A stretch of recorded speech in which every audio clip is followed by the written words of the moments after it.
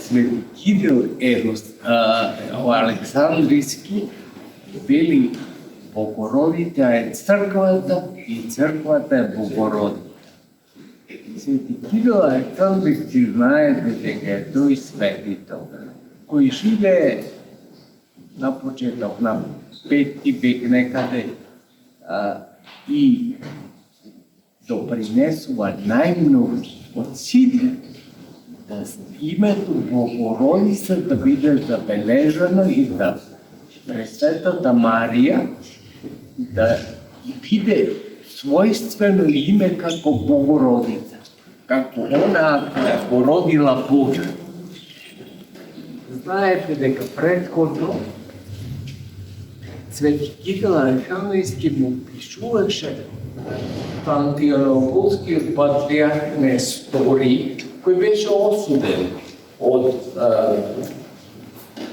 Третиот Вселенски собор за неговото немногу честито учење за Пресветата Марија, а после тоа, името на Пресветата Марија се нарекува Пресвета Богородица. Зошто би го кажал мој каква врска има? Ќе рече човек со ренечни практики дека Богородица е црквата и црквата е Богородица. Ние, браќи и сестри, често пати кога имаме име на црква, замислуваме некоја тврда градба, како што сме сега во оваа градба, посветена на Пресвета Богородица. Ма како може да биде таа црква? Црква е живата заедница на луѓето кои се собираат на едно место. Како може сега таа жива заедница да биде Богородица? Може затоа што ние се собираме во едното тело на нашиот Господ Исус Христос. Тоа е исто тело кое ни го роди Пресвета Богородица. Затоа таа се поистоветува со црквата. И Христос е црква. И Пресвета Богородица која го раѓа Христос е црква. И затоа ние фактички се собираме и во Пресвета Богородица. Се собираме во телото Христос. Немаме двојба односно на тоа дека нашиот Бог е Господ Исус Христос, дека не е богиња Пресвета Богородица, ама таа е мајка на нашиот Бог, која во утробата неизина го носела оне кои сите нас не собира. Како да не беше црква? Како да не нарекуваме ние црква? Рековме дека црква е народот, собран, сплотен во едното тело на Господа Исуса Христа. По однос на тоа што тој е црква, ја викаме и оваа тврда градба црква, и другата долу Свети Никола, и другите секаде во светот ги викаме цркви, зашто овие се простори каде се собира живата црква. Жива црква е Пресвета Богородица. Затоа имаме толку почини. Затоа и ја славиме толку. Веднаш после Бога немаме друг кој го славиме. Пресвета Богородица. А таа како црква не само што не собира, таа чувствува и задолжението да се грижи за нас. Како една мајка може да го остави детето. За жал ден сме сведоци дека и може да го остави. Го остава дури на југристот детето, што е надволно секако за секој нормален човек. Ама Катерина како што мајката не може да го остави детето, особено додека е неспособно и го бара незиното млеко. Така исто Пресвета Богородица не може да не остави. Таа е наш мајка. И може да сме многу грешни во живота. Ама кога ги се обрне, нашата майка, Presveta Bogorodica, Bendašni Bogu presret. I Doamne, Deus, na naša generacija, na generacije prethodno da mnogo vekovi nazad. Zato ako dobila tvoj put i to značenje, zato što ne promačuva kako majka da mi odgovori i da ni gledamo presret. Zato ja počituvam i malko da rečem, možu biti siromašen mi je zboru, tako i rečem da ja počituvam, da ja sagame povijek od samih sebe. Taka je sagame presveta Bogorodica. Zato što taja je crkvata u koje je prostor. Na grčki se vidio hora i Medenovo, Marmaterovo, Konstantinovo, hora koji deneska je džamija zašao. I to znači prostor je presveta Bogorodica. Prostor nije kako što ga zamislivate, prostor koji je radi. To je ta gora iz rodine izimio dvozubenstvi, Gospod naš Isus Hristos, ama istovremeno ne rađa i nas, zato što sme mi ponizimioci. To je golema tajna. I ne prečujete mi potpuno da bi objesno po nešto, kako ovo magla, kako što je apostol Pavla može da nas ljubi. Ama sve da odgovorite mi, kako je nužno da se zobereme pojedina ličnost. Kako je nužno taja ličnost na Gospoda da bi rodena od druga ličnost. I taja ličnost da gi sobere svite što gi sobere ova prva ličnost. A to je Gospod Isus, pa je nam istina goleme, više nam teologija. Vladika može da može biti sekoj. Sveštenik isto tako, djakon isto tako. Ama teolog ne može da bude sekoj. Ova bi go zborila za sveti Kiril Aleksandrijski, koji je kažao ova golema mistiša. Da bude teolog treba da mu bude otkriven od Boga. Ne može sam nastiven čovjek do Božje visini. Ako to ne mu je otkrijeno od visinata kondicinata naša. Zato je potrebno reći svijestiti da se trudimo postojano da vidimo molitva kod predsveta Bogorodice. Kada pevamo molitva, to ne znači da ih čitam ne samo agatisti ili da ih pevame kanoni ili ne znam.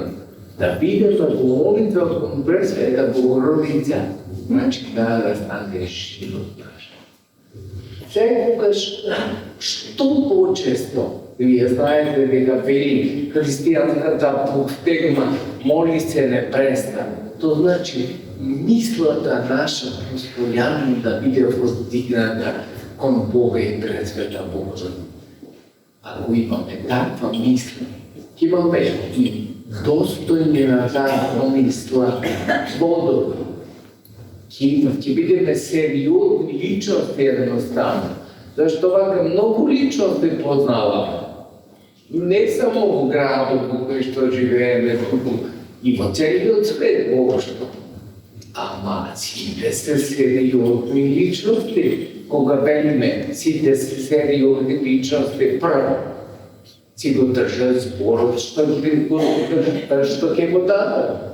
Зашто зборот збори и гласом од грчки е самиот Христос. Значи го држат со други зборови Христа за вистина или не. Има многу луѓе кои си го живеат така, како река, што тече. Ама ако сакаме да бидеме сериозни, ако сакаме да бидеме одговорни, и кон децата, и кон генерациите што доаѓаат, потребно е да се црквуваме редовно. Зашто црквата е наша мајка, како што ги спомнат, а црквата е пресвета Богородица. Како што црквата е и Христос. Znači, možda i prvo, sad kako je Hristos crkva, aba бидејќи тој прими тело од Пресвета Богородица и Пресвета Богородица е црква, а ние сме во црква, што значи ние сме честици, се собираме во поголемо дело некој, а тоа е црквата. А таа црква која не собира е Пресвета Богородица. Затоа да ја почитуваме и славиме, браќи и сестри. Затоа што е таа наша мајка, мајка на Христос пред се, ама Христос е наш брат. Ако е Христос наш брат, тогаш таа е наша мајка.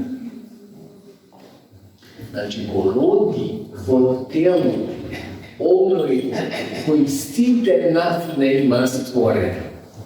Е што така повеќе. Има промисла тој за секој од нас да не доведе до блажен крај. Секако.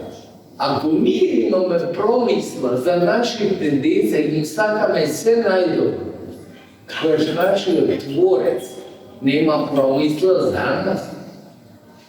А Пресвета Богородица, која толку векови ја чекаше светот, зашто велиме Пресвета Богородица е новата Ева. Од Ева до Пресвета Богородица немаше жена која можеше да го роди Христа. Зашто? Сите жени размислуваат по човечки. А оваа жена се разликуваше од сите. И не само по минато време се разликуваше, туку се разликува од сите. Таа можеше незамисливото за целиот човечки род да го прифати, ако е Божја волја. И таа му рече на Архангел Гаврил: не знам како е можно без маж да се роди дете. Ние денеска не знаеме како е можно. Ама ако е вели волја Божја, нека биде. Тоа е спасително за сите нас и за целиот свет. Затоа Пресвета Богородица нејзиниот син не ја остава да исполни нејзиниот дело. На денешен ден ја подига Пресвета Богородица на него цела каква што беше. Телото, значи, кое го прими од својата мајка и кое е на него, зашто претходно тој се вознесе, го искачи на небесата. Пресвета Богородица со тело е на небесата. Тоа е цари. И Христос и Пресвета Богородица со тело. Е затоа нашето тело, човечкото, не нашето лично, туку човечкото тело општо е благословено тело. И затоа ние икони пишуваме. Иначе втората Божија заповед може да не обвинува и да не рече не прави идол или слика и не прават животопис или не слика икони. Нити евреите, од кои ја примивате, нити муслиманите, од кои пак ја примија од евреите и од христијаните верат. Ама ние правиме, зашто го почитуваме телото кое му го даде Пресвета Богородица на Христа и следствено на тоа ние можеме да го сликаме нашиот Бог. Ние знаеме како изгледа. Друго е Боготец, никој не го знае и лекар да го живописаме Богот. Ама Христа можеме, затоа што го виделе очите човечки и можат да го живописаме. Духот Свети исто така се објави во виден дулап и него можеме да го живописаме. Не го знаеме само Отец, никој не го видел, никој не го знае и него не треба да го живописаме. Затоа, браќи и сестри, нека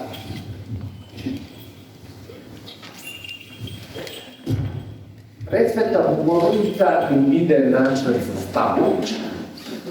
Нека не чува, нека не упатува во истината, нека ни дава совет, а ние да бидеме толку послушни, да можеме да ги вршиме делата, кои таа прво ни ги укаже, зашто Пресвета Богородица е она која ни дава пример. Не е тоа само со збор, како што некои луѓе денес или политичари, често пати го смотрам, и ни кажува прикази со збор. Не, потребни се дела, а Пресвета Богородица тоа го направи со дела. Затоа нека и ние слава и чест од сите времења,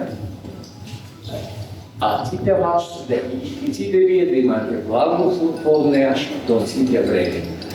Измолете да